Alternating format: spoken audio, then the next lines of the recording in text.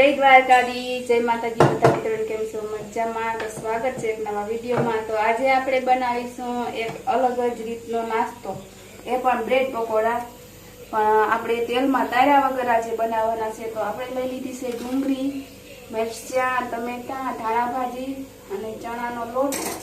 તો લોટમાં આપણે એકવાર મસાલા નાખી અને સરસ રીતે લોટ ડોઈ લઈએ, પછી આપણે ડુંગળી ટમેટા નાખીશું। तो આપણે થોડો ગરમ મસાલો નાખી દીધો છે, ધાણા જીરું મસાલો અને થોડું જીરું,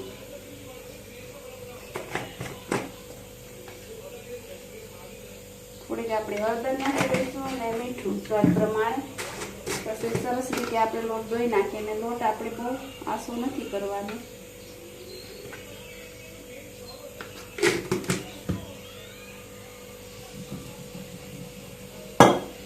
નાખવાની છે આપણે ચટણી।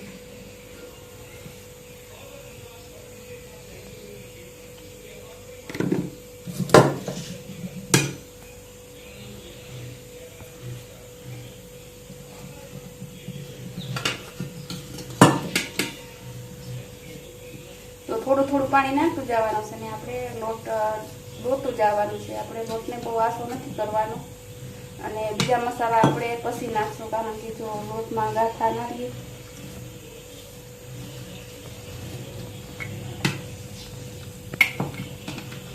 ધાણા ભાજી પણ આપણે મોરી નાખી દીધી। તો હવે આપણે એમાં નાખી દઈએ ડુંગળી।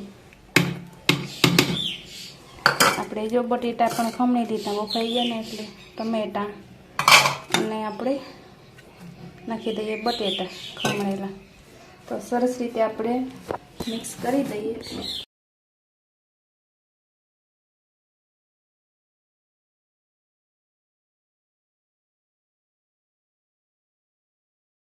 તો આપણે મસાલો તૈયાર થઈ ગયો છે અને આપણે બ્રેડ પકોડા બનાવવાનું પણ ચાલુ કરી દીધું છે। તો આવી રીતે આપણે બ્રેડને બધી કોરથી લોટમાં મસાલાથી કોટિંગ કરી અને પછી આપણે તારી લઈશું।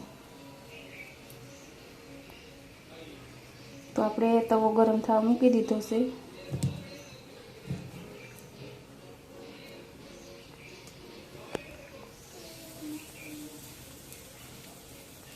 અને ગેસ આપણે થોડીક વાર ધીમો રાખવાનો છે, જેથી આપણે ધીમા ધીમા ગેસે સરસ આપણા બ્રેડ પકોડા પાકી જાય।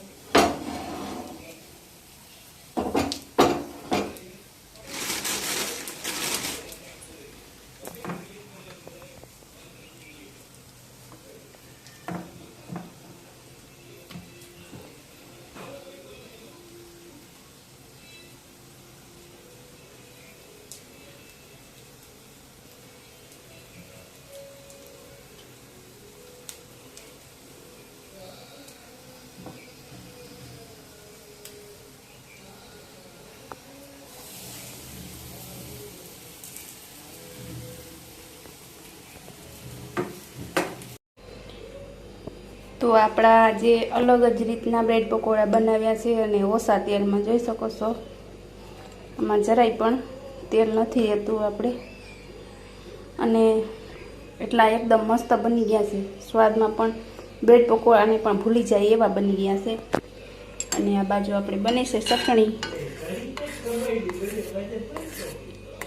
તો ચટણી પણ આપણે ખજૂર, ખાટી આંબલી અને ચટણી લાલ મરચું પાવડર નાખ્યું છે આપણે, એટલે સરસ મજાની ચટણી પણ બની ગઈ છે। ને આજ મેં રસોઈ બનાવી એવી કોઈ દી મેં રસોઈ નથી બનાવી, કારણ કે મારા રસોડાની હાલત જોવું જોઈએ। આ ગેસનો ચૂલો બધું રમણ ભમણ કરી નાખ્યું આજ। તો હવે રસોઈ તો બની ગઈ, આપણા બ્રેડ પકોડા તો તૈયાર થઈ ગયા છે, પણ હવે વારો છે આપણે સફાઈનો। તો આપણે રસોડાની પહેલાં તો સાફ સફાઈ કરી લઈએ, પછી આપણે નાસ્તો કરીએ।